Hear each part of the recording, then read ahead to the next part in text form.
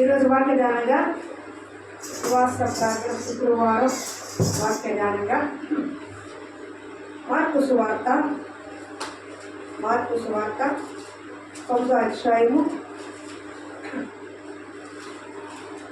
స్తోత్రం 9వ అధ్యాయం దయచేసి మాట్లాడదు రికార్డింగ్ అవుతుంది. 9వ అధ్యాయము 22 చూడండి.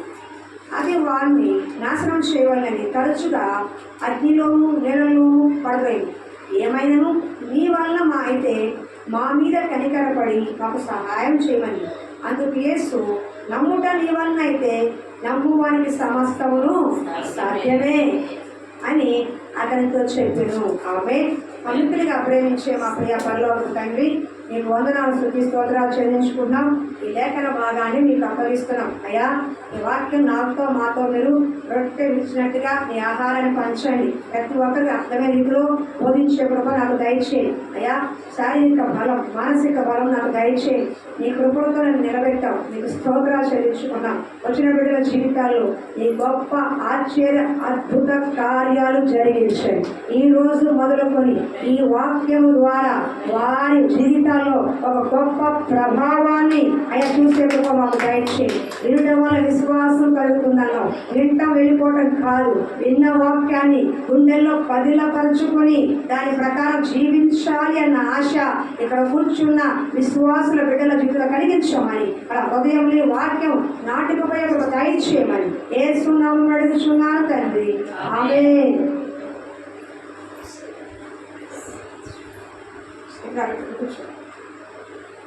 చూడదు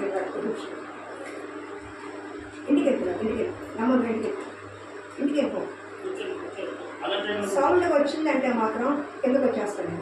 నీ వల్ల నాకు ప్రాబ్లం జరగదు. ఈ అమ్మాయి చాలా ఇరిటేషన్ తీసుకొస్తుంది. చూస్తా ఉన్నాను, గమనించుకో. లేకపోతే ఇల్లు తీసేది. అల్లరి చేసేటప్పుడు ఎదురుగా ఉంటే అల్లరి చేస్తుంటే మాట్లాడుతూ ఉంటే మాకు డిస్టెన్స్గా ఉండదు. దయచేసి మీరు గమనించుకొని చెప్పముందు.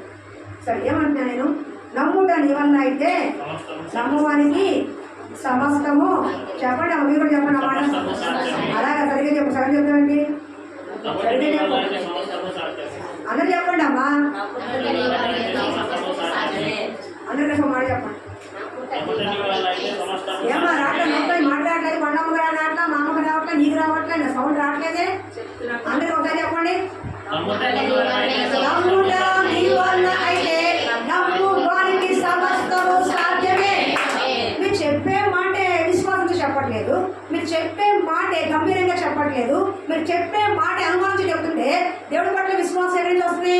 మీరు ఎవరు నమ్ముతున్నారు? నమ్ముతున్నావా? ఇప్పుడు వాక్యం చెప్తున్నా, నమ్ముతున్నా లేదు. ఏం చెప్తున్నాడు ఆయన? నమ్ముట నీ వల్ల అయితే. దేవుడు కోరుకునేది నువ్వు సంఘానికి వచ్చినప్పుడు వెండి బంగారం కాదు, నీ ధనధాన్యాలు కాదు, నీ డబ్బు కాదు, నీ ఆస్తి కాదు, ఏది కాదు. కానీ వచ్చిన బిడ్డ దేవుడి పట్ల విశ్వాసం కలిగి ఉండాలని, నమ్మకం కలిగి ఉండాలని, దేవుని యొద్దకు వచ్చేవాడు ఆయన ఉన్నాడని, ఆయన ఫలము దయచని నమ్మవల్ని కదా అని వాక్యం సెలవిస్తుంది. అంటే దేవుడికి వచ్చినప్పుడు ఏం చేస్తారు? నమ్మకంగా రావాలి. ఆయన కోరుకునేది ఏంటి? నీ మన హృదయంలో ఉన్న విశ్వాసాన్ని. ఏ నమ్మకంతో నువ్వు వస్తావో ఆ నమ్మకంతోనే నీకు కార్యం జరుగుతుంది. ఈ రోజున అన్యులైన వారు కూడా చాలా మంది కూడా కొన్ని తాతంతో వెళ్తూ ఉంటారు, అక్కడికి వెళ్తూ ఉంటారు, ఎక్కడికి వెళ్తూ ఉంటారు. కానీ ఎందువల్ల వాళ్ళకు కూడా కార్యాలు జరుగుతుంది అంటే వాళ్ళ హృదయంలో దేవుణ్ణి నమ్మటం వల్ల. అందరికి జరుగుతున్నాయి అన్నది అందరికీ కాదు. ఎవరైతే విశ్వాసంతో ఉంటారో, యేసు ప్రభు దగ్గరికి వెళ్తున్నాను, యేసు ప్రభు వారు నాకు కార్యం చేస్తారు, యేసు ప్రభు వారు నా బిడ్డ స్వస్థపరుస్తారు, యేసు ప్రభు వారు నన్ను దీవిస్తాడు అని యేసు ప్రభు వారు నాకు ఈ విషయంలో ఒక ఆలోచన చెప్తాడని ఏ ఉద్దేశంతో వెళ్తారో ఆ కార్యంలో నమ్మకంతో ఉన్నప్పుడు, విశ్వాసంతో ఉన్నప్పుడు దేవుడు తప్పకుండా వారికి కార్యము చేస్తాడు. అర్థమవుతుందా? కనిపిస్తుంది? అది సరిగ్గా కనిపిస్తుందా? సగం కనిపిస్తుంది? అర్థమవుతుందా? సరిగ్గా వినండి, శ్రద్ధగా వినండి. ఈరోజు ఈ వాక్యం మీకు అర్థమైతే మీరు కూడా ఇప్పటివరకు ఉన్న కొంచెం నమ్మకం కాదు, పరిపూర్ణ నమ్మకం. దేవుడికి కావాల్సింది ఇంత నమ్మకం కాదు, పూర్తి నమ్మకం. పెళ్లి చేసుకొని వస్తారు, భర్త పట్ల నమ్మకం ఉండేగా. ఎప్పుడో ఒక ఆడపిల్ల 18 ఏళ్ళు పెరిగి 20 ఏళ్ళు పెరిగి ఒక అబ్బాయి చేసి పెడుతున్నామంటే నమ్మకంతో పెడతారు లేదా? వాడు తిడతాడు కొడతాడు అని పెడతారా? కాదు. అమ్మాయి బాగా చూసుకుంటాడు అవునే కదా, నమ్మకంతో పెడుతున్నారా లేదా? అవునా? కాపురం పంపిస్తే నమ్మకం పంపిస్తున్నారా లేదా? నమ్మేగా పంపిస్తున్నారు. అమ్మాయి కూడా భర్తను పరిపూర్ణంగా నమ్మేగా కాపురానికి వస్తుంది. వీడు ఏం చేస్తాడో ఎలా ఉంటాడో అంటే కాపురం చేయలేదు అమ్మాయి. అవునా కదా? తర్వాత మాకు మొత్తానికి భర్త మీద నమ్మకంతో ఒక ఆడబిడ్డ ఎక్కడో పుట్టి పెరిగి 18 ఏళ్ళు పాపం ఆ అమ్మ దగ్గర పెరిగి ఒక ఊరు వెళ్తుంది, ఒక దేశం వెళ్తుంది. ఈ రోజు సంబంధాలు వస్తే అమెరికా వెళ్తున్నారు, సంబంధాలు వస్తే వైజాగ్ పోతున్నారు, సంబంధాలు హైదరాబాద్ పోతున్నారు, ఎక్కడో శ్రీలంక కూడా పోతున్నారు అని చెప్తున్నా. కానీ ఈ ఊరు కానీ ఊరు వెళ్ళిపోతున్నారంటే నమ్మకంతో అవునా కాదా? మా కాపురాలు బాగుంటాయి, మేము బాగుంటే నమ్మకం అవునా కదా? అలాగే ఒక మనుషుల మీద అంత నమ్మకం ఉంటే సృష్టించిన దేవుడి పట్ల ఇంకెంత నమ్మకం మనకు ఉండాలి. ఎలా ఉండాలంటే గుడ్డి నమ్మకం ఉండాలి. ఎలా ఉండాలి? గుడ్డిగా నమ్మాలి. నా జీవితంలో దేవుడు నాకు మంచి చేస్తాడు, ఆయన చెడు చేసే దేవుడు కాదు. కష్టాలు వచ్చినాయా, బాధలు వచ్చినాయా, బలహీనతలు వచ్చినాయా, ఏది వచ్చినప్పుడు కూడా దేవుడు నాకు మేలే చేస్తాడు. ఇది ఎవరు చెప్పాడు ఈ మాట? యోబు చెప్పాడు. యెహోవా ఇచ్చాడు, యెహోవా తీసుకెళ్ళాడు.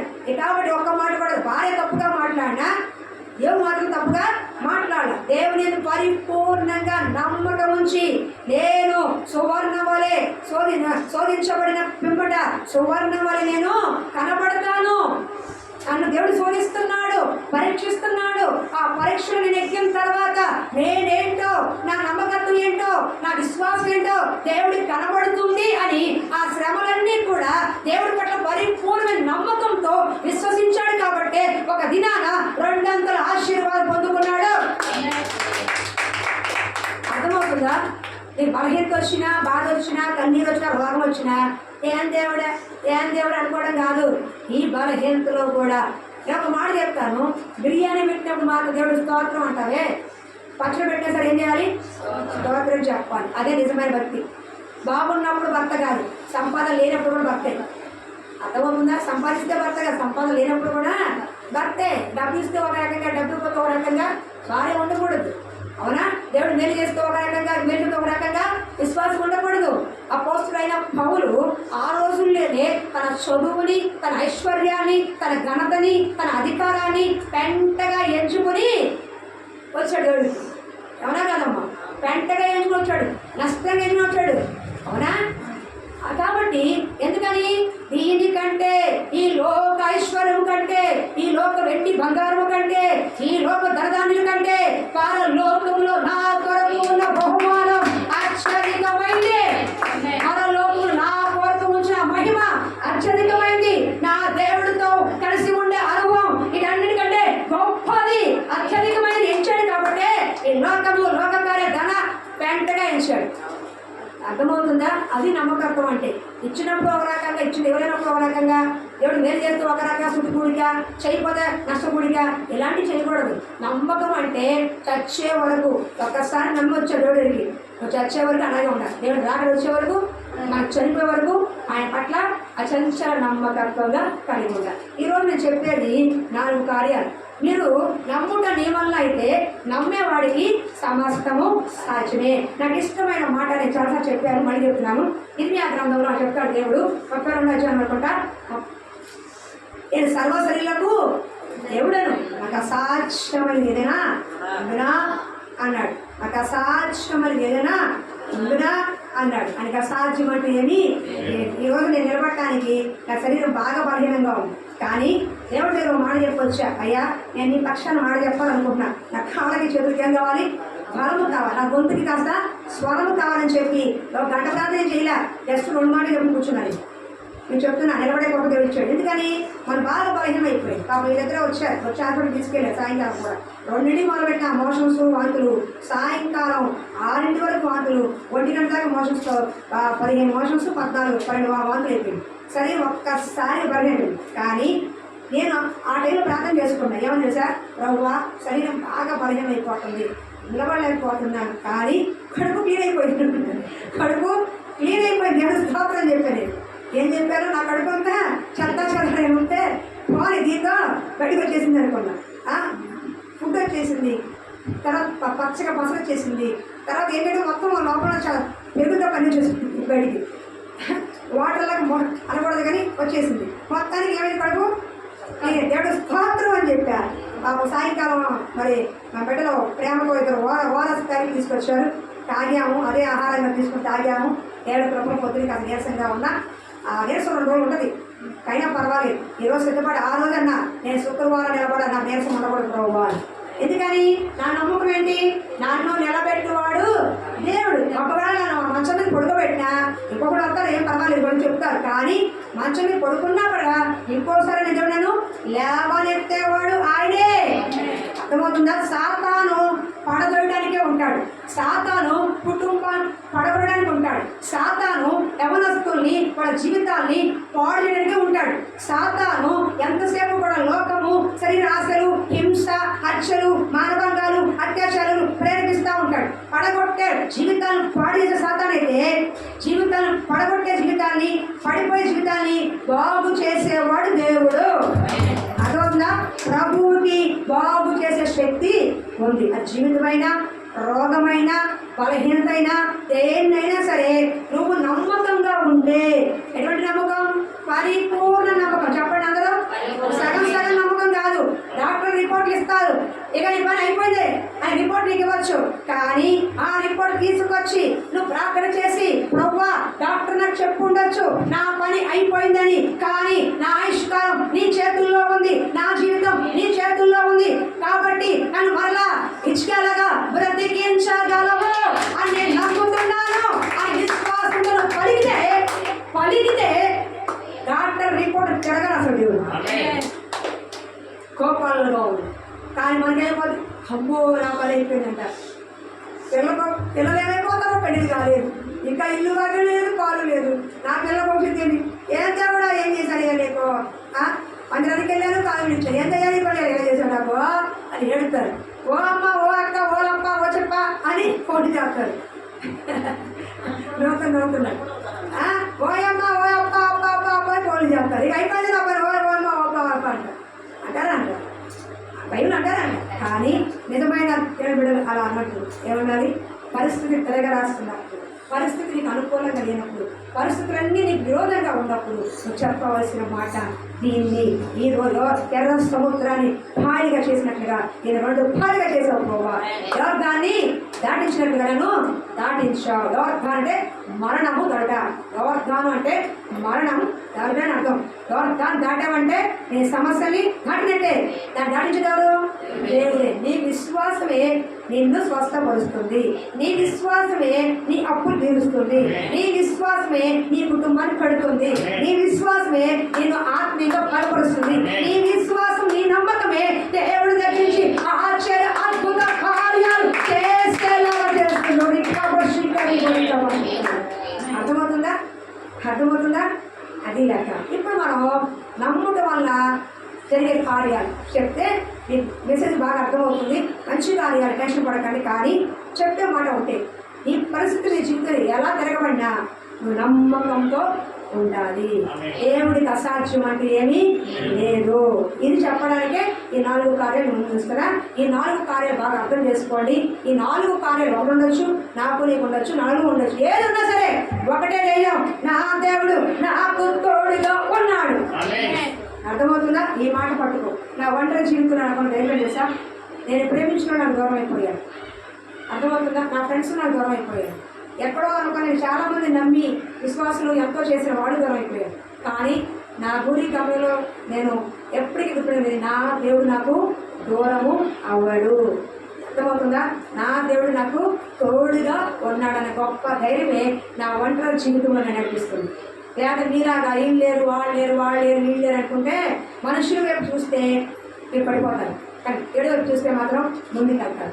మనుషులు ఎప్పుడైనా సరే ఉన్నప్పుడు ఒకలా ఉంటారు, లేనప్పుడు ఒకలా ఉంటారు. డబ్బు పెడితే ఒకలా ఉంటారు, డబ్బు లేక ఒకలా ఉంటారు. కానీ నువ్వు ఇచ్చినా ఇవ్వకపోయినా, ప్రార్థన చేసినా చేయకపోయినా, నువ్వు ఏ స్థితిలో ఉన్నా నిన్ను నిన్నుగా ప్రేమించే ఏకైక దేవుడు నజరేయుడైన యేసు మాత్రమే. ఆయన్ని నువ్వు విడవద్దు. అర్థమవుతుందా? ఇప్పుడు మనం ఒక్కొక్క కార్యాన్ని చెప్పుకుంటూ నేను త్వరగానే ఉడిగా ప్రయత్నం చేస్తాను. మొట్టమొదటిగా దేవుడి యొక్క స్తోత్రం. హల్లెలూయా, హల్లెలూయా. స్తోత్రం. మొట్టమొదటిగా చూడండి, యెహోషువ 10:12. యెహోషువ 10:12. రిఫరెన్స్ మాత్రం రాసుకున్నాను. అవకాశం అంత త్వరగా తీయండి, లేదా నేనే తీసుకుంటాను. ఎందుకంటే మీకు చాలా చదువులేదు కాబట్టి నేను చదువుకుంటా. వాడలేదమ్మా, వాడలేదు. యెహోషువ 10:12 చదవమ్మా. చదవమ్మా. అప్పగించిన జనమున ఇశ్రాయేలీయులు నిలుచుండగా యెహోషువ యెహోవాకు ప్రార్థన చేశాను. సూర్యుడా నీవు గిబియోనులో నిలువుము, చంద్రుడా నీవు అయ్యాలో లోయలో నిలువుము. జనులు తమ శత్రువుల మీద పగ తీర్చుకునే వరకు సూర్యుడు నిలిచాను, చంద్రుడు ఆగేను. చాలమ్మా. హల్లెలూయా. కానీ మొట్టమొదటిగా దేవుని నమ్మకం ఉంటే నీ జీవితంలో అద్భుతాలు జరుగుతాయి. హల్లెలూయా. ఏం జరుగుతాయి? అద్భుతాలు. చెప్పండి అందరూ. అద్భుతం ఏంటి? జరగండి, జరిగినట్టు చూస్తేనే అద్భుతం. అవునా? అక్కడ ఆ సూర్యుడు ఆపింది, అంతకుముందు ఎవరు లేరు. అవునా? యెహోషువ దేవుడి పట్ల నమ్మకంతో సూర్యుడా నువ్వు గిబియోనులో ఆగిపో అన్నాడు. చదవమది ఒకసారి, నేను చూస్తాను ఒక నిమిషం. సూర్యుడా నువ్వు గిబియోనులో నిలువు, చంద్రుడా నువ్వు అయ్యాలో లోయలో నిలువు. జనులు తమ శత్రువుల మీద పగ తీర్చుకునే వరకు సూర్యుడు నిలిచెను, చంద్రుడు ఆగెను అనే మాట యాషారు గ్రంథంలో వ్రాయబడి ఉన్నది కదా అంటున్నారు. అంటే ఒక దినమెల్లా కూడా సూర్యుడు చంద్రుడు ఆగిపోయారు. ఎవరి వల్ల? యెహోషువ చేసిన ప్రార్థన వల్ల. ప్రార్థన ఎవరు చేశారు? యెహోషువ. ఎవరు చేశాడు? దేవుడి మీద నమ్మకంతో, విశ్వాసంతో. సూర్యుడా ఆగిపో అంటే ఆగిపోయాడు, చంద్రుడా ఆగిపో అంటే ఆగిపోయాడు. అలాగే ఏలియా 3.5 సంవత్సరాలు వర్షం పడకూడదంటే భూమి మీద వర్షం కురవలేదు, మళ్ళా పడు అంటే 3.5 సంవత్సరాలు మళ్ళీ పడింది. అంటే తన సేవకుల ద్వారా, నమ్మిన సేవకుల ద్వారా దేవుడు గొప్ప అద్భుత కార్యాలు చేశాడు. సేవకుల ద్వారా కాదు, నువ్వు నమ్మితే నీ పట్ల కూడా అద్భుత కార్యం దేవుడు చేస్తాడు. చాలా మంది మీరు చూడండి, ఇన్ని సంవత్సరాల్లో నీ పట్ల ఎప్పుడు చేయలేదు దేవుడు అద్భుత కార్యం. నేను భర్త జీవితంలో చనిపోతాడు అనుకున్నా, తన జీవితంలో అద్భుత కార్యం చేసి బతికించాడు. మా అమ్మగారు అక్షరాలుగా కన్న కొడుకు, కోడలు, మనవరాలు అందరూ కూడా హాస్పిటల్లో ఆపరేషన్ చేసే ముందు చచ్చిపోద్దంట చెప్పుకుంటూ వచ్చారు. కానీ ప్రార్థన వల్ల దేవుడు మహాకృపతో ఆశ్చర్యంగా అద్భుతంగా తిరిగి వచ్చింది. మీకు అర్థమవుతుంది. ఎన్నో కార్యాలు నేను చెప్తున్నాను. అలాగే అద్భుత కార్యంటే మనం అనుకున్నది కంటే జరగంది కళ్ళ ముందు జరిగేలా చేసేదే అద్భుత కార్యం. అవునా? ఉదాహరణకు మోసే చేశాడు, ఫరో 10 అద్భుతాలు చేశాడు. అవునా? 10 అద్భుత కార్యాలు చేశాడు. అప్పుడు ఫరో ఇశ్రాయేలుని పంపించాడు. అవునా కదా? అలాగే నువ్వు నమ్మావనుకో నీ జీవితంలో కూడా గొప్ప అద్భుత కార్యాలు చూడగలవు. నువ్వు ప్రార్థన చేసిన నీ ద్వారా కూడా దేవుడు అద్భుత కార్యం చేస్తాడు. ఒక సేవకులు మాత్రమే కాదు, ఎవరైతే దేవునికి విశ్వాసం ఉంచుతారో, పరిపూర్ణంగా ఉంచుతాడో, నీ జీవితంలో కూడా నువ్వు ప్రార్థన చేసిన జీవితంలో కూడా అద్భుత కార్యం తప్పకుండా దేవుడు చేస్తాడు. సౌండ్ రాదు. నేను నమ్మకోలేదు, ఎక్కడ నమ్మకోలేదు, మీ జీవితం జరగదు. మీరు నమ్మినట్టు యాక్షన్ చేయొద్దు, నమ్మండి. యెహోషువ ఆపడే లేదా? మనిషేగా. మోషే చేసాడు లేదా? మనిషేగా. వందనాలు. దామా కూర్చో. స్తోత్రం. మనిషేగా. అవునా? ఏరియా మనలాంటి మనుషుడిగా, మనలాంటి మనుష్య స్వభావం కలిగిన వాడే రాజరిక. మరి వాళ్ళకి ఏం చేశారు, మనకి ఎట్లా? వాళ్ళు దేవుడి పట్ల పరిపూర్ణ నమ్మకంగా ఉన్నారు. దేవుడు పిలిచాడు, వచ్చారు, దేవుడు చెప్పిన మాటకి లోబడ్డారు, విధేయత కలిగి ఉన్నారు. ఎందుకని నిలబడి చేశారు వాళ్ళ ద్వారా? దేవుని మాట జరుగుతుందా, నేను ఆపితే ఆగిపోద్దా, నేను రమ్మంటే వద్దానా సందేహపడు వాడికి దేవుడు కార్యం చేయడు. దేవుడు చెప్పాడు, దేవుడే చేస్తానని. ఎందుకని? కార్యం చేసేది ఎవరు? దేవుడే. సర్వ సృష్టి ఆయన ఆజ్ఞలో ఉంది. అవునా కదా? కాబట్టి యెహోషువ ప్రార్థన చేయగానే సూర్యుని ఆపేసింది ఎవరు? దేవుడే. చంద్రుని ఆపేసింది ఎవరు? దేవుడే. ఆకాశాన్ని వర్షపురం మూసేసింది ఎవరు? దేవుడే. ఫరో దగ్గర 10 చేసింది ఎవరు? దేవుడే. ఎవరి ద్వారా? తన సేవకులు మనుషుల ద్వారా చేశాడు. మోషే ద్వారా, ఏలియా ద్వారా, ఇంకా అవునా యెహోషువ ద్వారా. మరి మన జీవితంలో కూడా అద్భుత కార్యం జరగాలంటే దేవుడి మాట ఉన్నట్టుగా నమ్మాలి. సందేహపడకుండా, అపనమ్మకము లేకుండా, అవిశ్వాసము లేకుండా. అది ఎంత కష్టమైన పని అయినా, అది ఎంత లోతైన పని అయినా సరే దేవుడు చెప్పినప్పుడు తప్పకుండా చేస్తే నీ ద్వారా ఒక అద్భుత కార్యాన్ని దేవుడు చేస్తాడు. దేవుడి మాటలు లోపడకుండా అద్భుతాలు మనం చూడలేము. అర్థమవుతుందా? అర్థమవుతుందా? చూడండి ఇంకో మాట, లోకాసు వార్త 5:4. లోకాసు వార్త 5:4. త్వరగా ముందుకు వెళ్దామమ్మా. నమ్ముట నీ వల్ల అయితే నీ జీవితంలో దేవుడు అద్భుత కార్యాలు చేసే దేవుడు ఉన్నాడు. లూకా 5:4. 5:6. వారు అలాగ చేసి విస్తారమైన చేపలు పట్టిరి. అందుచేత వారు వలలు మిగిలిపోచుండగా వారు వేరొక దోణిలో ఉన్న తమ పాలివారు వచ్చి తమకు సహాయం చేయమని వారికి సజ్ఞలు చేసిరి. వారు వచ్చి 2 దోణిలు మునిగినట్లు నింపిరి. హల్లెలూయా. జరిగే సమయం ఏంటి? రాత్రి అంతా పేతురు గారు చేప పట్టారు, కానీ ఒక్క చేప కూడా పడలా. కానీ యేసు ప్రభువు ఆ దోణిలోకి వచ్చిన తర్వాత పేతురు ఆ పక్కన కుడివైపు వలయ అన్నాడు. ప్రభువా, రాత్రి అంతా కష్టపడ్డాను, ఒక్క చేప కూడా పడలేదయ్యా, కానీ నీ మాట చొప్పున, ఎవరి మాట చొప్పున? నీ మాట చొప్పున తప్పకుండా వేస్తానని వల వేశాడు. 153 గొప్ప చేపలు పట్టాడు. ఎవరి మాటలో పడ్డాడు? యేసు ప్రభువారా, నేను పుట్టు జాలాన్ని, నా పుడికే జాలం పుట్టుగా, ఎక్కడ చేపలు ఉంటాయో, ఎక్కడ పీతలు ఉంటాయో, ఎక్కడ పిత్తవరిలు ఉంటాయో, ఎక్కడ పెద్ద చేపలు ఉంటాయి, సొర చేప ఏమంటారు దీనికి? బొచ్చా. ఇంకో చేప ఏంటి? రాగండి. ఇక్కడ ఉంటారు పక్కనే. రాగండి, బొచ్చా, పీక. కానీ ఎక్కడ ఏ లోతుల్లో ముందు వచ్చి అనుకో చిన్న చేపలు వస్తాయి, ముందు వస్తే చిన్న చేపలు వస్తాయి, కొంచెం లోతుకి వెళ్తే కొంచెం పెద్దగా వస్తాయి, మరీ లోతుకి వెళ్తే తిమింగలు వస్తాయి, తిమింగలు వస్తాయి. సొర చేప సముద్రం ఏమవుతాయి? సొర చేపలు తిమింగలు మనం మింగేస్తాయి. అవునా? అంత చేపలు దేవుడు పెట్టాడు. అవునా కాదా? అంటే కొంచెం లోతుకి వెళ్ళన్నాడు. ఒడ్డున ఉన్నాడే, కొంచెం లోతుకెళ్ళవయ్యా, కొంచెం లోతుకెళ్ళు వెయ్యి అన్నాడు. దేవుడు చెప్పిన మాట రాత్రి అంతా కష్టపడాడు, బాగా అలసిపోయాడు. అనా ఇప్పుడు అమ్మాయి ఉంది, రాత్రి అంతా పని చేసింది అనుకో, అంటే అట్లు ఇట్లా చేసింది. నిన్న 6ంటికి వచ్చేసి ఆ పొద్దు 5ంటికి వెళ్ళింది.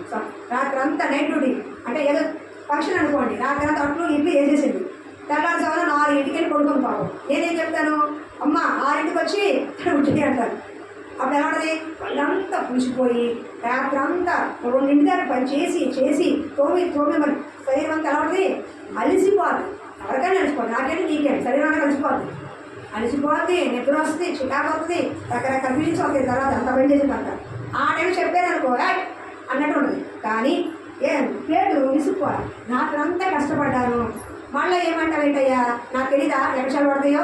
నాకు తెలీదా? నేను పేరు ఎవరు? నేను జాలని, నేను పుట్టిక జాలని, నా పుట్టిక జాల పుట్టిక, ఎన్ని సంవత్సరాలు జాల పుట్టిక, నిన్నగా మొన్న వచ్చావు, నువ్వు కార్పెంటర్వి, నేను జాలని అని అట్లా వేశాడు. పేరుకున్నాడు కార్పెంటర్. ఎందుకని? తండ్రి వాడు డ్రైవింగ్ పని షిక్ పలుపులు చక్ర చేసే పని ఎవరి? ఏసేపు గారిది.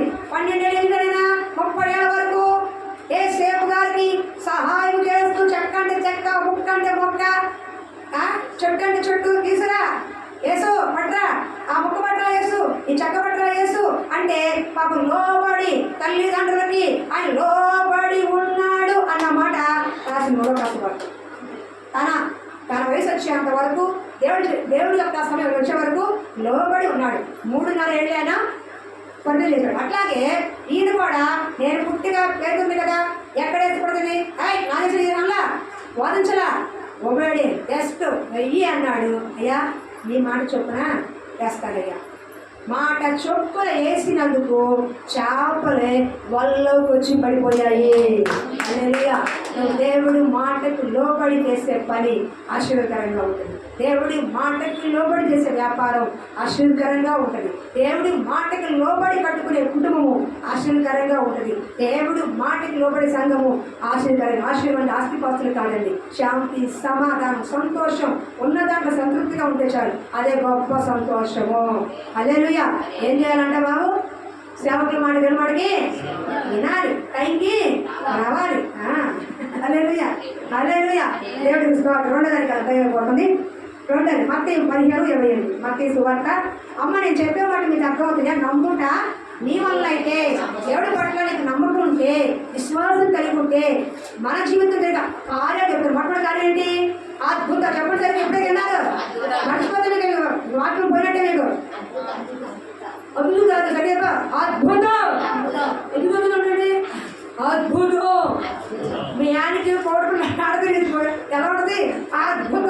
మొన్న సింగపూర్లో అంట క్యాసినో ఆడుతున్నారు. క్యాసినో ప్యాకెట్ అయ్యా, క్యాసినో అంటే కాదు, అది కాదు, దుబాయ్ క్యాసినో కాదు, సింగపూర్ క్యాసినో. ప్యాకెట్ క్యాసినో అంటే ప్యాకెట్ ఆడుతున్నారండి. ₹1,00,000 లాట జరిగినట్టు అవి ఆటకో దేనికో మొత్తానికి ₹1,00,000 అంటే $32 చెప్పారమ్మా. మొత్తానికి ₹1,02,00,000 తెలియదు. ఆ సంతోషంలో నాకు డబ్బులు ఇచ్చేసి సంతోషంలో గుండె చూడు అంటే ఆ డబ్బు అనుభవించకుండానే పోయాడు. కొంతమందికి అంతే, కోట్లు బీరాలు కనబడతాయి, గుండె పడదో రాత్రికే చలో ఆ డబ్బు పనులకి వెళ్తుందో పక్కనకి వెళ్తుందో అర్థం కాదు. ఆడు కష్టపడి కూడగట్టి అన్యాయంగా అక్కడ సంబంధించి కోట్లు పెడతాడు. ఆడు పోయినా ఎవరు తీసుకుంటారు? ఎవరికి పనికిరావు. ఎవరిపోతారు? పన్నోళ్ళు పక్కన కూడా తీసుకుపోతారు. ఎందుకు వాళ్ళు సొమ్ము, దిక్కుమాల సొమ్ము తృప్తిగా తిని సంతోషంగా ఉండి ఇంకో 10 మందికి చేతితో పెట్టే దానం, అవునా? దేవుడికి ఉపయోగపడే కార్యాలు, అది దేవుడు సక్రియలు, దేవుడికి అవి అంట. దాచుకున్న ఎప్పుడు ఎల్లో, దోచుకున్న ఎల్లో, సంపాదించింది ఖర్చు పెడితే దేనికి? దేవుడి పరిచయానికి, అనాథలకి, అభాగ్యులకి, వెడవరాళ్ళకి. ఇంత పిల్లలు ఉంటారు, చిన్న పిల్లలు ఉంటారు, రోడ్లు తిరుగుతూ ఉంటారు, షినీపుల బట్టలు తిరుగుతూ ఉంటారు. అలాంటి వాళ్ళు కనపడతారు. 2 జుబ్బాలు కనిపెట్టు, 2 దిక్కలు కనిపెట్టు, ఉంటాయి కదా డబ్బులు. ఏం చేసుకుంటావు? ఇప్పుడు ఏం తీసుకెళ్తావు? నీకు ఉందా? ఎన్టీ రామారావు కోట్లు వచ్చినాయా? రాజీవ్గాంధీ వచ్చినాయా? ఇందిరాగాంధీ వచ్చినాయా? కోట్లు ఉన్నాయి. మనకంటే కోట్లు చెప్పడం కష్టం. రేపు అనిల్ అమ్మపరులు వాళ్ళు చూసారా? ప్రపంచంలో ఎంత కుబేరుడైనా, ఎంత ఆస్తున్నా ₹1 కూడా వాడితో, అసలు వాడు కట్టుకున్న బట్టలు కూడా వాడితో రావు. అలాంటి సంపాదన కోసం ఏం చచ్చిపోతున్నారు బాబు జనాలు? ఏం చచ్చిపోతున్నారు జనాలు? ఎవరు చచ్చినా 6 అడుగులు పొయ్యే కావాలి. లక్షలు ఉన్నట్టు వచ్చినా 6 అడుగులు పొయ్యే కావాలి, పెట్టే కావాలి. మనం పోయినా 6 అడుగులు పెట్టే కావాలి. డబ్బు ఉంటుంది తప్పుతున్నాను, డబ్బు ఉంటుంది తప్పు. డబ్బు ఎందుకు తెలుసా? ఎందుకు తెలుసా? నువ్వు తిని తృప్తి పొంది లేని వారికి పెట్టాలి. నువ్వు తిని తృప్తి పొంది ఒక ఇల్లు కట్టుకో, ఒక కారు కొనుక్కో, ఒక అంతస్తు వేసుకో, నీకు ఎంతవరకు అవసరమో అంతవరకు ఉంచి ఇలాంటి చిన్న సంఘాలకి, అనాథలకి, అభాగ్యులకి, ఇంకొన్ని పరిచయకి దేవుడు ఉపయోగపడే ఖర్చు పెడితే దాని సత్క్రియ అంటారు. ఏమంటారని? మంచి కార్యాలు అంటారు. ఆ కార్యాలు కొన్నేళ్ళుగా జ్ఞాపకార్థంగా అవుతాయి. అంతేగాని నువ్వు చచ్చినాక ఎవడో వేసుకునే డబ్బు మనకెందుకు? అలాంటిది వద్దు. తెచ్చుకోవాలి, ఒక సాక్షి సంపాదించుకోండి. అరే ఇవిడ మంచి ఆవిడ, ఆకలేస్తే అన్నం పెడుతుంది, మరి వస్తే కష్టపడితే చేస్తుంది, ఎంతో సహాయం చేసింది అని గుర్తింపు మనకి సంఘంలో, సమాజంలో కొద్దో గొప్ప ఉండాలి. వ్యసనాస్థలంగా ఉండబాకండి. ఎలా ఉండాలి? ఇలా ఉంటాం కదా ఎంతసేపు, ఇలా కూడా ఉండాలి. ఎలా ఉండాలి? చెయ్యి ఎలా? ఇది రాదా నీకు? ఇదే నీకు ఎంతసేపు ఎలా ఉండాలి? ఇలా ఉంటుంది. ఇక అడుక్కోడా? ఇది రాదా చెయ్యి నీకు? అర్థమవుతుందా? అడుక్కోవడం సహాయం వేరు, అడుక్కోవడం వేరు. ప్రతిదానికి అడుక్కోవడం వేరు, కష్టంలో సహాయం వేరు. అట్లా దేవుడు అడుక్కునేవారు కాదు. నువ్వు దేవుని బిడ్డవైతే నిత్యం ఇలా ఉండాలి, ఎలా కాదు. అర్థమవుతుందా? 2వ గంట 15:28 త్వరగా మీద మత్తయి సువార్త 15:28 చదువు.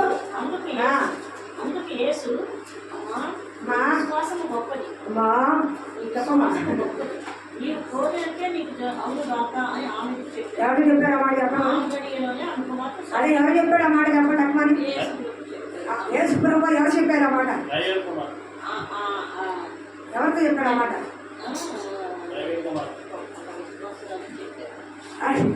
కానాని స్త్రీ చెప్పాడు. ఆ వాకి ఎందుకు పైన చూడట్లా? పైన చూడండి, పైన చూడండి. 28 చూడండి, తెలుస్తుంది. 28:1 చదవమ్మా.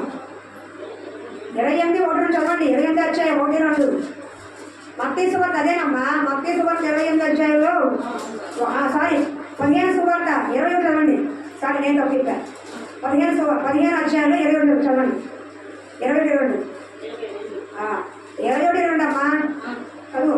యేసు అక్కడి బయలుదేరి తూరు సీదోను ప్రాంతం వెళ్ళగా, ఇదిగో ఆ ప్రాంతం నుండి కానాను స్త్రీ యువత వచ్చి, ప్రభువా, దావీదు కుమారుడా, నన్ను కరుణింపుము, నా కుమార్తె దెయ్యం పట్టి బహు బాధపడుచున్న కేకలు వేసెను. హల్లెలూయా, హల్లెలూయా. నాకు ఓపుతుంది. సరే చూడండి అమ్మా, ఎవరు చెప్పాడన్నమాట? కానాను స్త్రీ. ఇప్పుడు కానాను స్త్రీ ఎవరు, ఎక్కడ చెప్పట్లేదు. కానాను స్త్రీ అంటే అనురాలు, కానానికి సంబంధించి. కానానీయులు కూడా వాళ్ళ సాంగత్యం చేయకూడదని దేవుడు చెప్పాడు. కానీ అలా ఏమని? తన కుమార్తెకి దెయ్యం పట్టిందని. ఆ రోజుల్లో ఆడవాళ్ళకి అంత విలువిచ్చేవాడు కాదు. మగ పిల్లలకు ఉన్నంత విలువ ఆడపిల్లకి ఇచ్చేవాడు కాదు. కానీ ఆ కణానికి మంచి తల్లి కాబట్టి తన కుమార్తె దెయ్యం పట్టి బాధపడుతుందని, జ్వరంతో బాధపడుతుందని, రోగంతో బాధపడుతుందని, చూడమనగా బాధపడుతుందని ఏం చేశారు? యేసు ప్రభు దగ్గరికి వచ్చింది. ఒక అన్యురాలయ్యండి. బాగా వినండి. ఎందుకు మందిరానికి వస్తున్నారు, అక్కడికి వెళ్తున్నారంటే యేసు దగ్గరకు వస్తే స్వస్థత కలుగుతుంది, యేసు దగ్గరకు వస్తే రోగం పోతుంది, యేసు దగ్గరకు వస్తే పోయే ప్రాణం కూడా బ్రతుకుతుంది, యేసు దగ్గరకు వస్తే రోగాన్ని నయమవుతుందని అనేకులు యేసుని నమ్మి వస్తున్నారు. కాబట్టి అన్ని క్షణాంగంలో ఉన్న వాళ్ళ నమ్మకాన్ని బట్టి, విశ్వాసాన్ని బట్టి దేవుడు వాళ్ళ బట్టి కూడా కార్యం చేస్తున్నాడు. యేసు ప్రభు అందరికీ ప్రభువు. ఆయన అందరికీ చెప్పండి. ఒక మనకే కాదు, క్రైస్తవులు మాత్రమే కాదు, ఆయన నమ్మిన ప్రతి జాతిలోని ప్రతి కులంలో ఉన్న వారికి అందరికీ ప్రభువు. హల్లెలూయా. అలాగే వచ్చింది. ఆయన మన మాట చెప్పాడు, అమ్మ నేను నశించిన గొర్రె దగ్గరకు వచ్చాను, రుదుల కొరకే వచ్చాను అన్నాడు. అయ్యా కుక్క పిల్ల ఒకటి ముక్కల కొద్ది చూసండి అన్నాడు అని అన్నాడు. నేను కుక్క పిల్లకైనా అన్నాడు. కుక్క పిల్లలు కూడా పళ్ళ మీద పడే ముక్కలుగా చూస్తాయి కదా అంటే అంత తను తగ్గించుకొని కుక్కతో కూడా పోల్చుకొని తను ఎంతగానో ప్రాధాన్యపడి కలిగితే యేసు ప్రభు వారి విశ్వాసాన్ని చూసంటే నువ్వు పో అన్నాడు. పోలా, నేను చేయను అన్నాడు. పైన పోలా, ఒక కుక్కతో పోతాడు. అయినా సరే నేను కుక్కను అనుకో, నక్కను అనుకో, నాకు కావాల్సిన నా కూతురు బతకాలి, అది నీ వల్లే అవుతుంది.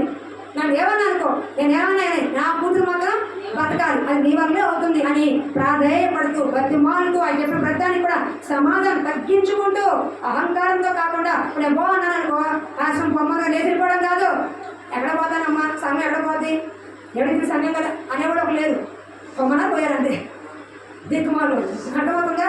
అది కాదు మంచి పని. అక్కడ చూడండి ఏముందో, ఇక్కడ చేయాల్సిన పని ఏంటి, ఇలాగే చెయ్యాలి, అప్పుడే మీ కార్యం జరుగుతుంది. చూడండి ఏం చదవమ్మా, 26, 27 త్వరగా చదువు.